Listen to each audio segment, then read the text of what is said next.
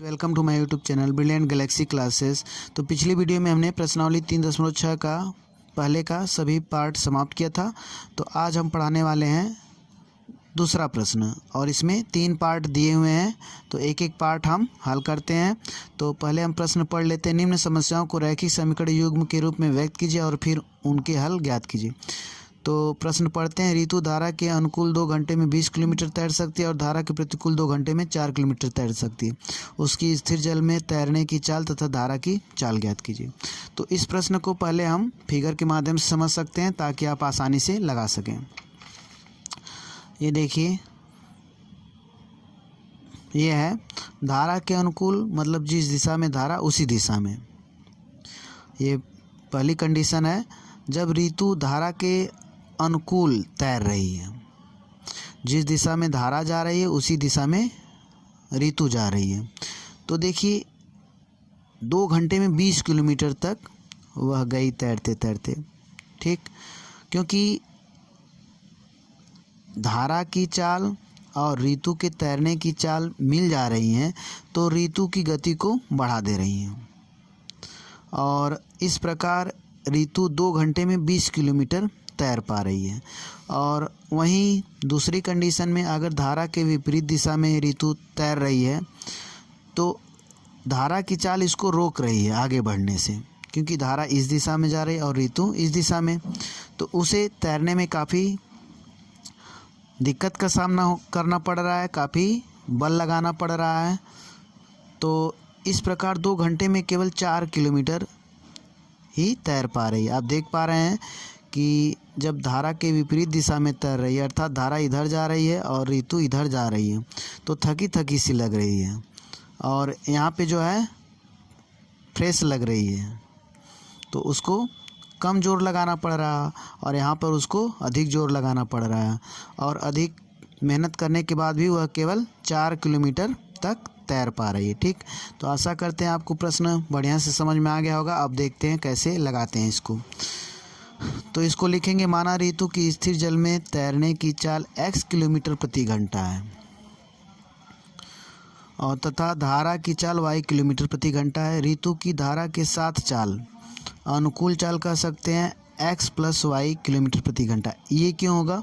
क्योंकि ये ऋतु की चाल तैरने की है और ये धारा की चाल है, तो दोनों मिल जाएंगे। जब एक ही दिशा में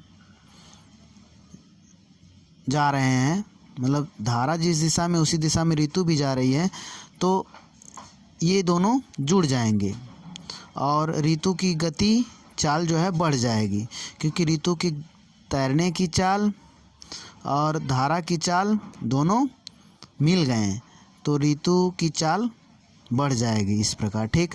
और यहाँ पे ऋतु की धारा के विपरीत चाल, ऋतु की धारा के विपरीत चाल x - y हो जाएगा, क्योंकि यह जो है ऋतु की चाल है और ये धारा की चाल उसको रोकेगी। तो इस प्रकार उसका जो है प्रति किलोमीटर चाल जो हो जाएगी ऋतु की x - y kilometre per hour हो जाएगी, ठीक ना। क्योंकि यहाँ पर उसको धारा की चाल रोकेगी और यहाँ पे सहयोग करेगी उसको आगे बढ़ने में। यहाँ पे रोक रही है तो यहाँ पे चाल कम हो जाएगी और यहाँ पे ज़्यादा हो जाएगी। अब आते हैं प्रथम शर्त के अनुसार। देखिए 2 घंटे में कितना किलोमीटर जा रही है? 20 किलोमीटर। तो 1 घंटे में तो इतना जा रही है, ठीक, धारा के साथ चाल। तो 2 घंटे में 2 से गुणा कर देंगे, x + y बराबर 20 हो गया। और दूसरी शर्त के अनुसार,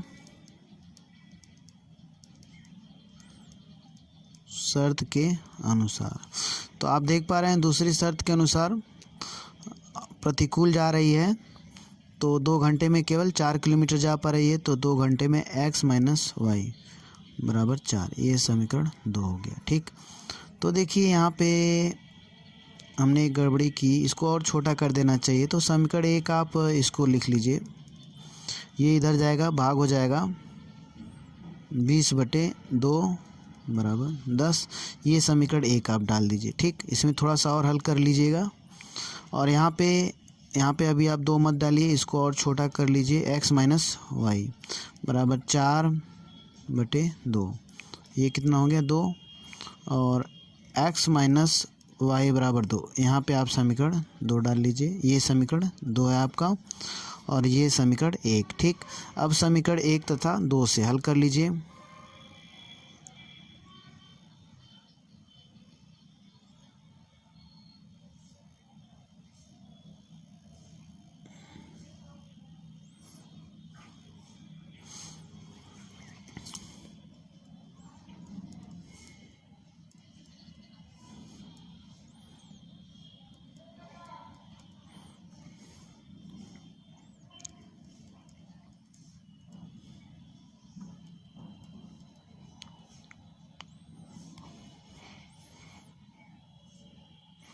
तो देखिए यहाँ से समीकरण 1 2 से हम हल कर रहे हैं, ये कट जाएगा, जोड़ेंगे तो ये 2x बराबर 10 2 12। ठीक, अब यहाँ पे x बराबर कितना हो जाएगा, x बराबर 12/2, तो 6 आ गया, तो 6 किलोमीटर पर आवर। ये किसकी चाल है, ये चाल है ऋतु के तैरने की चाल। ठीक, अब देखिए अभी तो ये निकला है, अब हम निकाल लेते हैं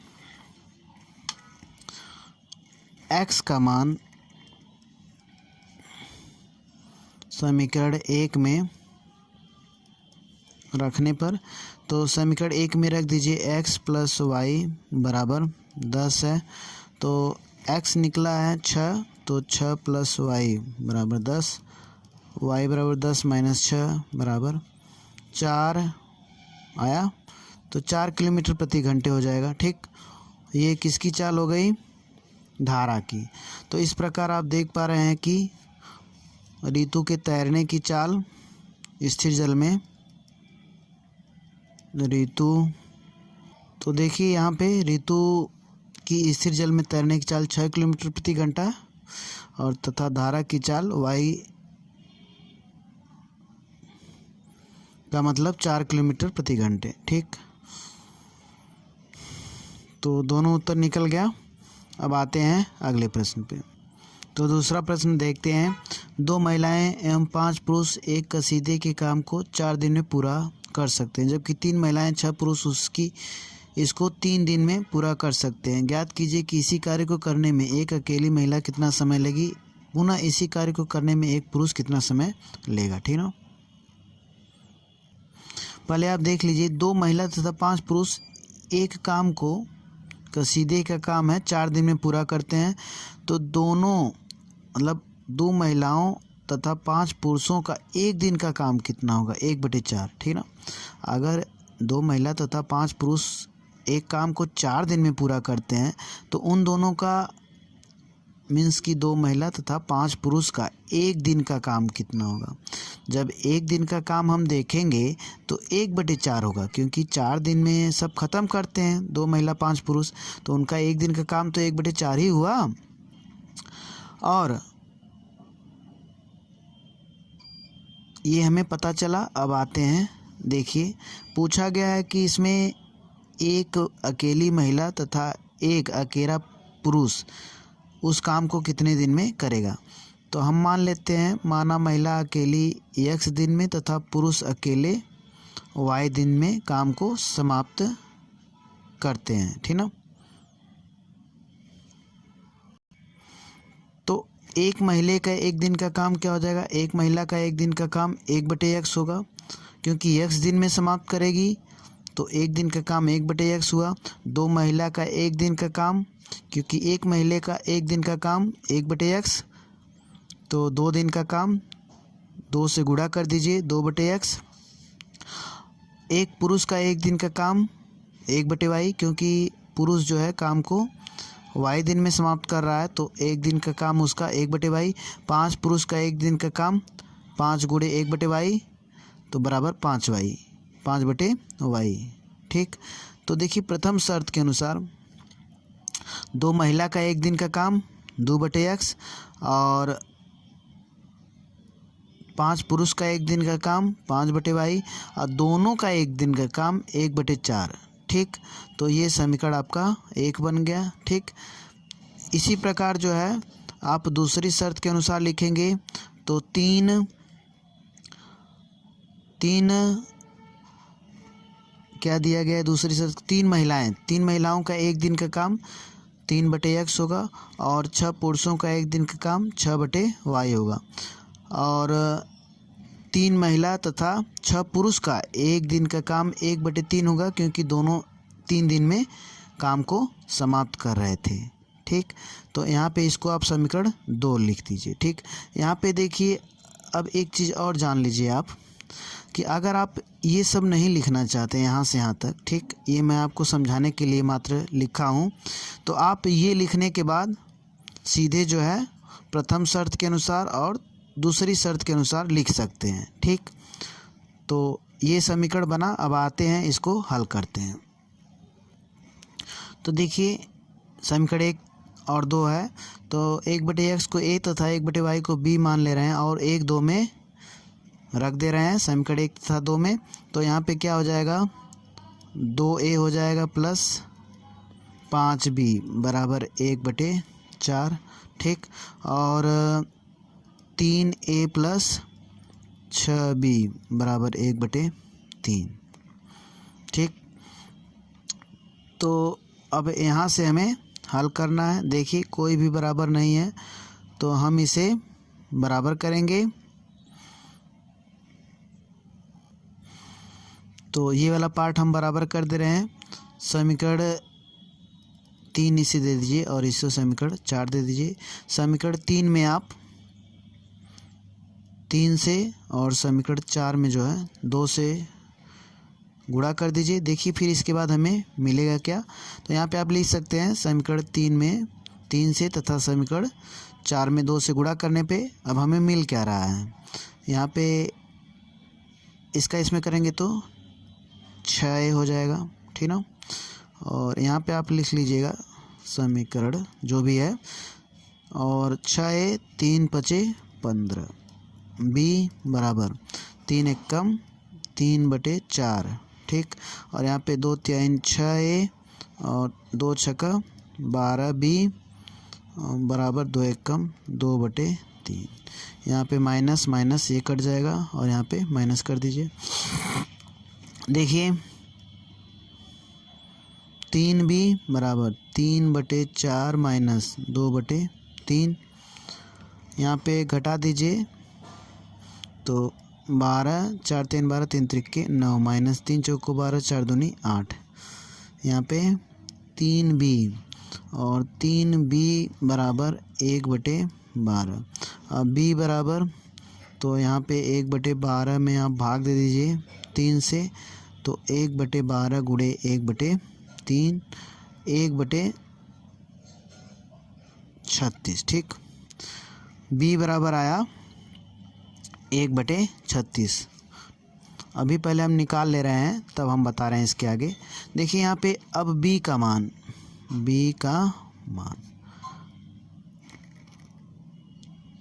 समीकरण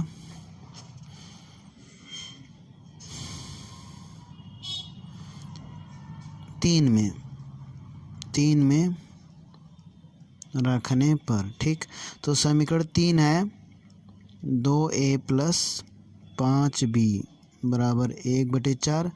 तो 2a प्लस 5 अब b का मान 1/36 रख दीजिए बराबर 1/4।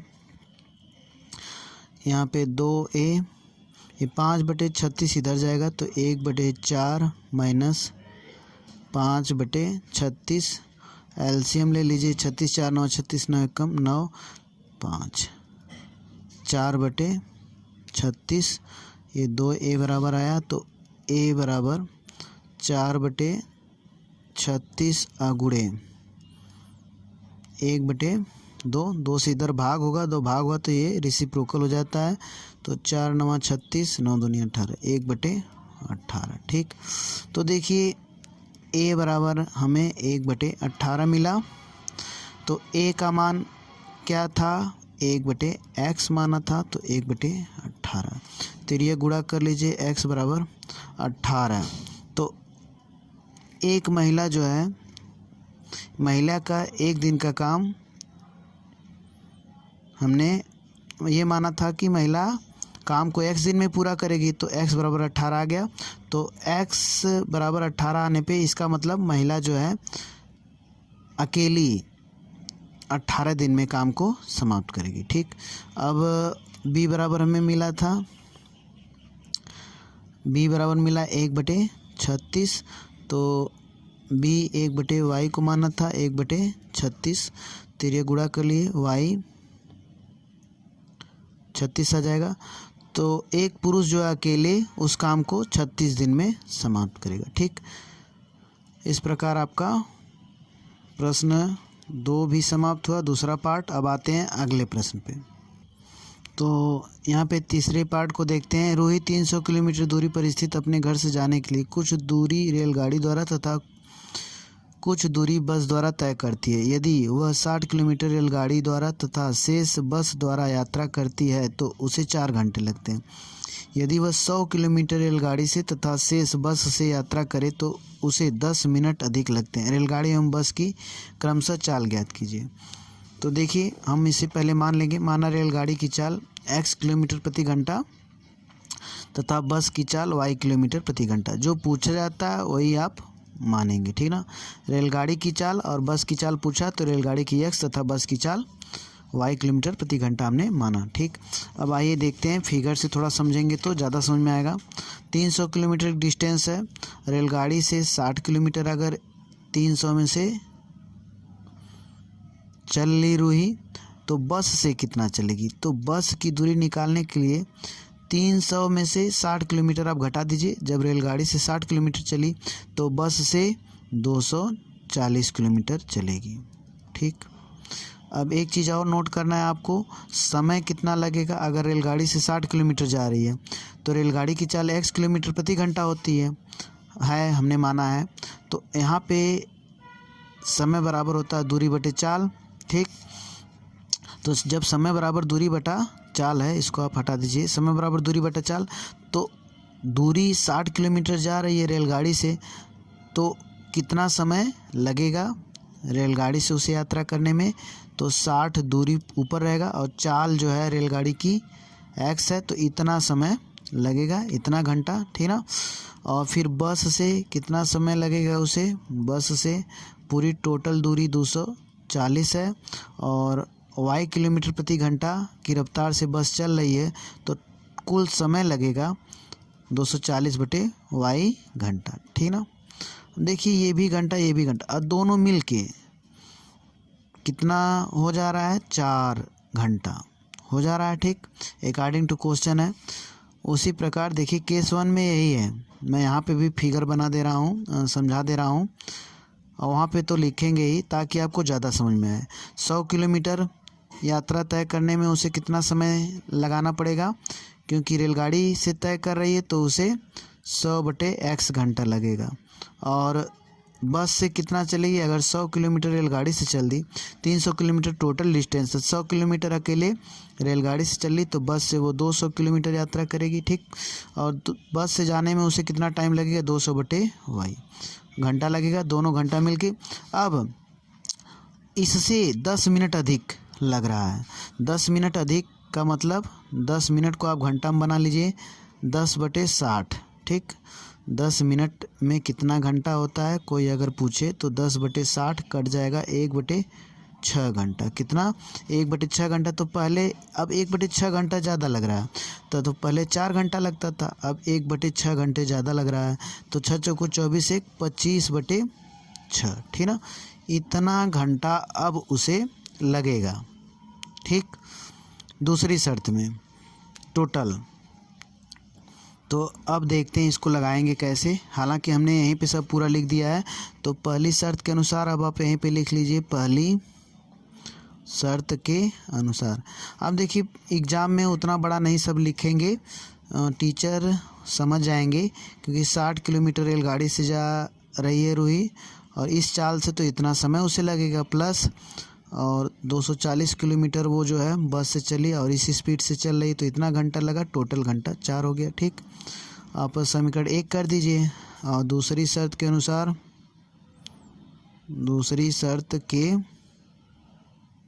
अनुसार, क्योंकि 100 किलोमीटर रेलगाड़ी से तो इतना समय लगेगा, प्लस और 200 किलोमीटर बस से तो इससे इतना टाइम लगेगा, और टोटल 4 सही 1/6 घंटे कह सकते हैं। ठीक, या प्लस लिख के करें या ना लिखें, 4 छक्के 24, 1 25/6 घंटा। ठीक, मतलब कि ये समीकरण आपका 2 हो गया। यहाँ पे घंटा लिखने की ज़रूरत नहीं है तो इसे हम मिटा देते। तो देखिए इससे 10 मिनट ज़्यादा लग रहा था, तो 4 से 1/6 घंटा लगेगा, या 4 + 1/6 कह दें तब भी वही बात होगी। तो ये समीकरण आपका 2 बन गया। ठीक ना। अब इस समीकरण को हम हल करेंगे और x और y का मान निकालेंगे, वही जो है रेलगाड़ी और बस की चाल होगी। तो माना 1/x बराबर a और 1/y बराबर b। ठीक ना। को समीकरण 1 तथा समीकरण 2 में रखने पर, तो यहाँ पे आप रख दीजिए। समीकरण 1 में रखेंगे तो 60a + 240b हो जाएगा बराबर 4। ठीक, और यहाँ पे 100a + 200b बराबर 25/6। ठीक, तो ये समीकरण 3 और समीकरण 4 बना लीजिए। ठीक, अब देखिए, अब यहाँ पर जो हम गुणा कर लीजिए बराबर करने के लिए। तो हम इसको बराबर करने के लिए 100 से इसमें गुणा कर ले रहे हैं। समीकरण 1 में 100 से तथा समीकरण 2 में 60 से गुणा करने पर। ठीक ना। तो देखिए इसमें 100 से करेंगे तो 600a + यहाँ पे 24000। ठीक, और b बराबर, और इसका इसमें करेंगे तो 400 हो जाएगा, और फिर इसका इसमें करेंगे तो 600a + इसका इसमें करेंगे तो 6 दूनी 12 और 3 0 b बराबर, इसका करेंगे तो 6 दाह में देखिए 60 से गुणा करेंगे 25/6 में। ठीक ना। तो आप कर सकते हैं 60 से 25/6 में करेंगे तो 6 दाह में 60, 250। ठीक ना, तो 250। ठीक, यहाँ पे देखिए ये तो बराबर हो गया, घटा दें ये कट जाएगा, और देखिए 24,000 है और 12,000, तो 12,000 होगा। घटाएंगे तो इसका साइन लगाएंगे बराबर, यहाँ पे देखिए 150, 250 घट जाएगा 400 में से। ठीक, और यहाँ पे b बराबर 150/12000। ठीक, 3 0 एक ठो काट दीजिए। ठीक, तो 15/120, 15/120 ये आया। b बराबर आ गया 1/80। ठीक, अभी हमें a का मान निकालना फिर रखना है, तब जो है चाल निकलेगी। तो b का मान समीकरण 3 में रखने पर, तो समीकरण 3 में रख दीजिए 60a + 240b बराबर 4। ठीक, तो b का मान रख दीजिए 60a + 240b का मान 1/80 आया था, 0 से 0 कट गया, 8 त्रिके 24। ठीक, ठीक ना। 60a + 3 बराबर 4। ठीक, 60a बराबर 4 - 3 बराबर 1। तो a बराबर 1/, ये 60 इधर जाएगा तो भाग हो जाएगा 1/60। ठीक, तो a बराबर कितना आया 1/60। तो a का मान आप जान रहे हैं 1/x है बराबर 1/60। तिर्यक गुणा कर दीजिए, x बराबर 60, तो एक्स किसको माने थे, रेलगाड़ी की चाल थी, ठीक ना। तो यहाँ पे आप लिख सकते हैं रेलगाड़ी की चाल बराबर 60 किलोमीटर प्रति घंटा, ठीक।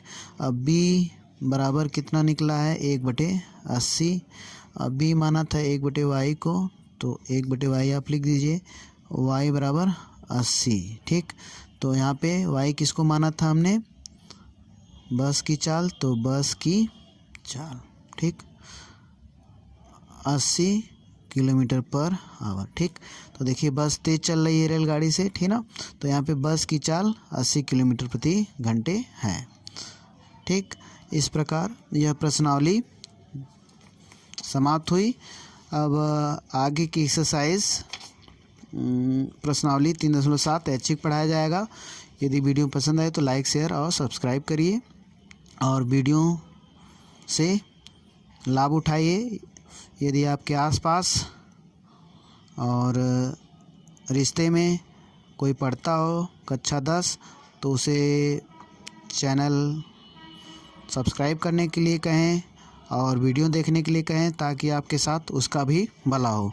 तो thank you for watching my videos.